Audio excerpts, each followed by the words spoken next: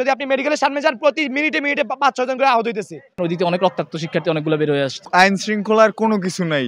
স্টুডেন্টরা মার খাচ্ছে, প্রশাসনও যেরকম নীরব, এখানে স্থানীয় প্রশাসনের কোনো ভূমিকা নাই। ওসির কাজ কি, হাটহাজারী থানার ওসির কাজ কি, এসপির কাজ কি, বিশ্ববিদ্যালয় প্রশাসনের কাজ কি, প্রক্টরগুলোর কাজ কি? যদি নিরাপত্তা দিতে না পারে, ছাত্রছাত্রী যদি নিরাপত্তা দিতে না পারে, যে ছাত্রছাত্রীরা জুলাই গণ-অভ্যুত্থান করেছে, যে ছাত্রছাত্রীরা নতুন বাংলাদেশ উপহার দিয়েছে, এই ছাত্রছাত্রীদের প্রতি প্রশাসনের উদাসীন কেন? খান মহল কার ইন্ধনে কোন প্রভাবে আমরা সরকার ঊর্ধ্বতন কর্মকর্তাকে অনুরোধ করবো অতি দ্রুত ব্যবস্থা নিতে হবে, ছাত্রছাত্রীদের নিরাপত্তা নিশ্চিত করতে হবে।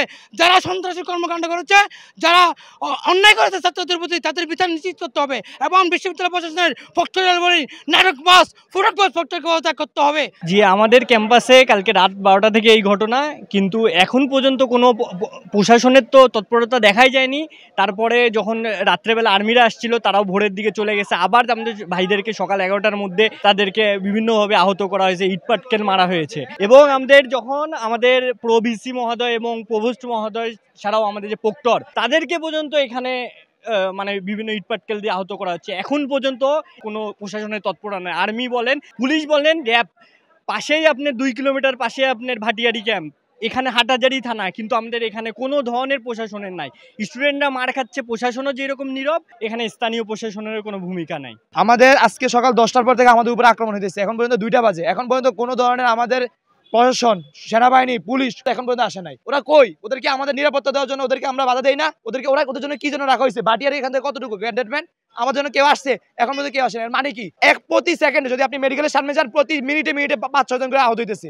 এই সবগুলো রক্তের জবাব প্রশাসনকে দিতে হবে। দেখতেছি যে প্রশাসন ট্রাই করতেছে, অথবা রিস্ক করতে পারতেছে না, বা কোনো একটা মানে গ্যাপ আছে এখানে। তো নাইলে ভাই একটা সভ্য দেশে কিভাবে সারা রাত মারামারি হওয়ার পরও একেবারে দুপুর 2টা পর্যন্ত কিভাবে মারামারি হয়?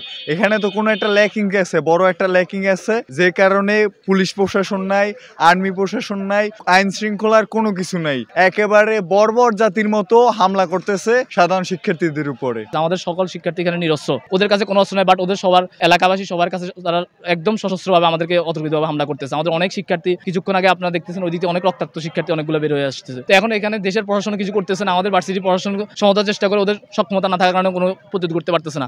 এখানে আমাদের এই মুহূর্তে দরকার সরকারিভাবে, রাষ্ট্রীয়ভাবে কোনো রকম সশস্ত্রভাবে আমাদেরকে এখানে উদ্ধার করে নিয়ে আসা, আমাদের শিক্ষার্থীদেরকে ইয়ে করে নিয়ে আসা আর কি। আমরা এর সুষ্ঠু বিচার চাই, আমরাও তাদের গ্রেফতার চাই।